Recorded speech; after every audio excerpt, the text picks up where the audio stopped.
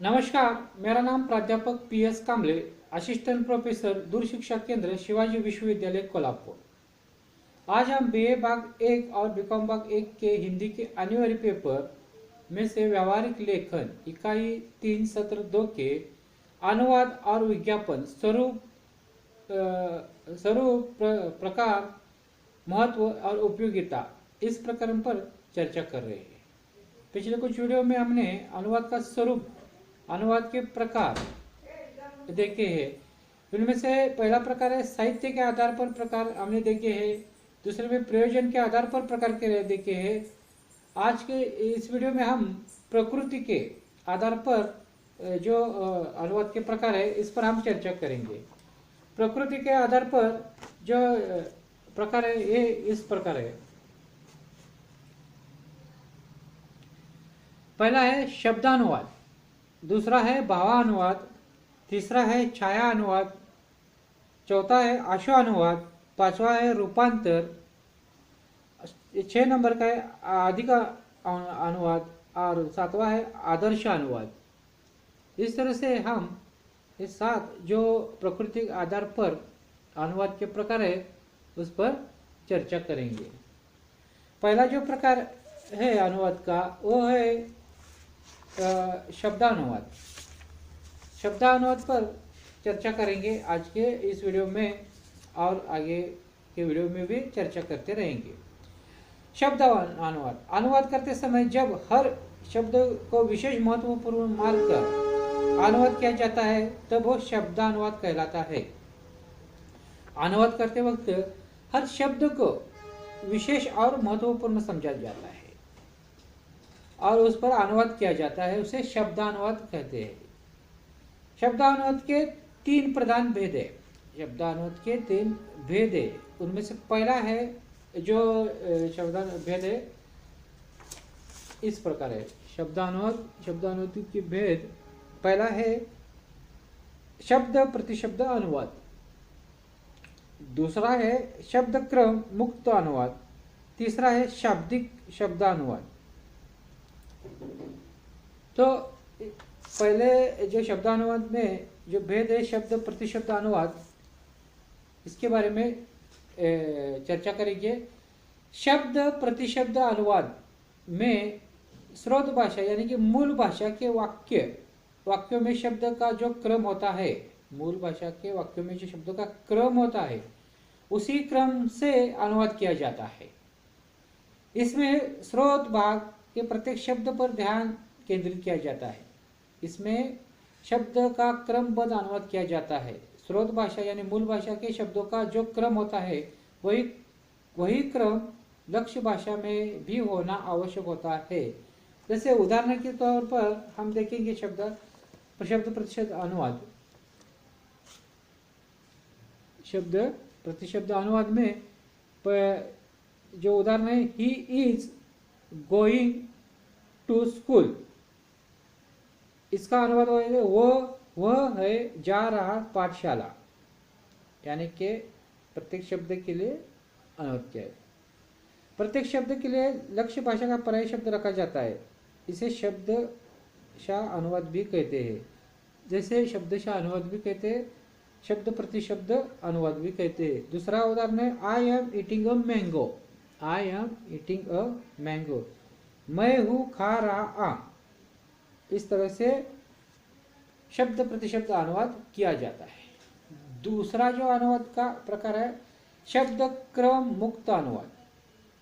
शब्द क्रम मुक्त अनुवाद, इसमें शब्दों के क्रमानुसार अनुवाद नहीं किया जाता किंतु मूल के प्रतीक शब्द का अनुवाद किया जाता है। यानी कि क्रम, पहले शब्द प्रतिशब्द अनुवाद में क्रम से अनुवाद किया जाता है। इसमें शब्द के क्रमानुसार अनुवाद नहीं किया जाता, तो मूल के प्रति शब्द जो है उनके अनुसार अनुवाद किया। इसमें भाषा की शैलीगत छाया पर ध्यान दिया जाता है।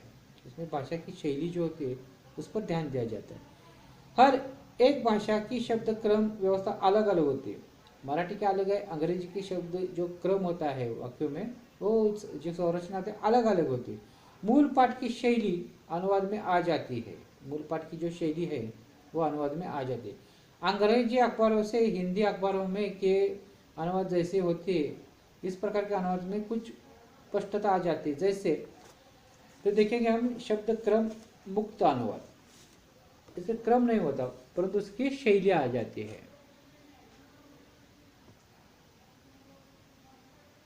शब्द क्रम मुक्त अनुवाद। दूसरा है लाइट द लैम्प, बत्ती प्रकाशित करो। दूसरा उदाहरण है this is to certified that, यह प्रमाणित किया जाता है कि। Doctor felt my pulse, doctor ने मेरी नब्ज महसूस की। इस प्रकार के अनुसार शब्द क्रम मुक्त अनुवाद कहे जाते हैं। और तीसरा प्रकार है शाब्दिक शब्दानुवाद। इस अनुवाद में प्रत्येक शब्द का सूक्ष्मता से अनुवाद किया जाता है, अर्थ और अभिव्यक्ति को देखा जाता है।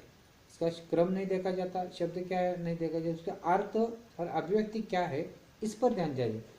इसमें न छोड़ने की और न जोड़ने की बात महत्वपूर्ण होती है। शाब्दिक अनुवाद एक आदर्श अनुवाद है। जो शाब्दिक अनुवाद है तो आदर्श है। इस अनुवाद का उपयोग विज्ञान, गणित, संगीत, विधि, ज्योतिष आदि साहित्य में किया जाता है। जो शाब्दिक अनुवाद हम पहले प्रकार देख रहे वो आदर्श अनुवाद है। उसमें जो किस किस को उपयोग किया जाता है, विज्ञान, गणित, संगीत, विधि, ज्योतिष आदि साहित्य में किया जाता है। तथ्य परक और सूचना परक पाठों के अनुवाद में ये महत्वपूर्ण सिद्ध हुआ है। इसमें हेरफेर, संक्षेप, विस्तार के लिए कोई अवसर नहीं होता। शब्द अनुवाद में हेरफेर, संक्षेप करना या विस्तार के लिए कोई अवसर नहीं होता। शब्द अनुवाद का निम्न कोटि का प्रकार माना जाता है, निचले स्तर का प्रकार माना जाता है। इस अनुवाद में धारा प्रवाहता नहीं होती, परिणामतः ये नीरस बन जाता है। इसमें प्रवाहता नहीं होती इसलिए नीरस बन जाते हैं। विशेषकर साहित्यिक विधाओं का शब्दानुवाद करने से कृत्रिम और आ सकती है, कहावतें, मुहावरे आदि अभिव्यक्ति के लिए समस्या उत्पन्न होती है। शब्दानुवाद जैसा शब्द है वैसा लिखा जाता है, इसलिए उसमें धारा प्रवाहता नहीं होती, नीरस बन जाते हैं।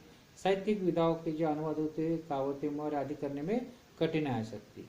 इधर शब्दानुवाद में जो हम देख रहे हैं तो शब्दानुवाद के जो भेद है, शब्द प्रतिशब्द अनुवाद, शब्द क्रम मुक्त अनुवाद, शाब्दिक अनुवाद। जो इसमें कोई न जोड़ा जाता है न छोड़ा जाता है।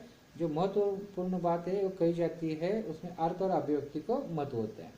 शब्द अनुवाद की कुछ मर्यादा जो है वो साहित्यिक विधाओं के लिए जो काव्य है, मुहावरे है, उसके अभिव्यक्ति में समस्या उत्पन्न होती है। तो थोड़े से भाव धारा प्रवाहता, इसमें प्रवाहता नहीं होने के कारण नीरस बन जाते हैं।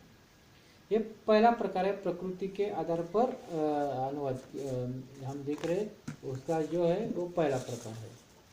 दूसरा है भावानुवाद। प्रकृति के आधार पर अनुवाद के प्रकार दूसरा है भाव। इस अनुवाद में सामग्री के भाव का अनुवाद होता है। जो सामग्री जो मिलती है, जो उपन्यास हो, कहानी हो, नाटक हो या अन्य पुस्तक हो, अन्य मूल भाषा के, उस भाव का अनुवाद होता है। अर्थात मूल पाठ के भावार्थ पर ध्यान दिया जाता है, जिसमें भाव क्या है उस पर ध्यान दिया जाता है। जहाँ पर शब्दानुवाद करना असंभव या हास्यास्पद हो जाता है वहाँ भावानुवाद ही करना पड़ता है।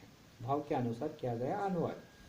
भावानुवाद से अनुदित कृति यह एक मौलिक रचना बन जाती है। जो अनुवाद कृति होती है उसमें भाव आने के कारण एक मौलिक रचना बन जाती है। ललित साहित्य के अनुवाद में यह अत्यंत उपयोगी सिद्ध होता है। जो ललित साहित्य है उसके अनुवाद में अत्यंत उपयोगी होता है। इस अनुवाद में मूल रचनाकार से ज्यादा अनुवादक के व्यक्तित्व की क्षमता का अधिक परिचय होता है। इसमें अनुवादक जो करता है, अनुवादक होता है, उसके व्यक्तित्व की क्षमता का अधिक परिचय होता है इसमें भावानुवाद में। जिस प्रकार शब्द प्रतिशब्द अनुवाद में स्रोत सामग्री के संपूर्ण शरीर को पकड़ा जाता है, उसी प्रकार भावानुवाद में उसकी आत्मा को पकड़ा जाता है। शब्द अनुवाद में देखा कि हम उसके सिर्फ शरीर को पकड़ते, शब्दों को पकड़ते, और भावानुवाद में उसकी आत्मा को पकड़ा जाता है। इस अनुवाद में भी अल्प मात्रा में से सही पर कुछ दोष पाए जाते हैं, इसमें भी कुछ दोष है। भावानुवाद से मूल रचना की शैली से परिचय नहीं होता। इसमें एक ये दोष है कि भावानुवाद से मूल शैली का से परिचय नहीं होता। मूल रचना के भाषा सौंदर्य को क्षति पहुंचती है। मूल रचना की भाषा सौंदर्य जो होता है उसमें क्षति पहुंचती है। इससे बहुत कुछ छोड़ा जोड़ा जाता है। इसमें कुछ छोड़ा जाता है, कुछ मन से जोड़ा भी जाता है। पाश्चात्य विद्वान हडसन की अंग्रेजी पुस्तक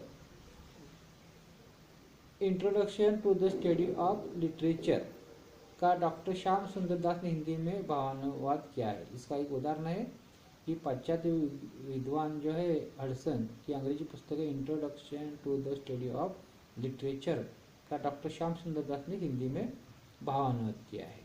इस प्रकार हमने प्रकृति के आधार पर जो अनुवाद के प्रकार है 7, उनमें से शब्दानुवाद और भावानुवाद पर इस वीडियो में हमने चर्चा की है।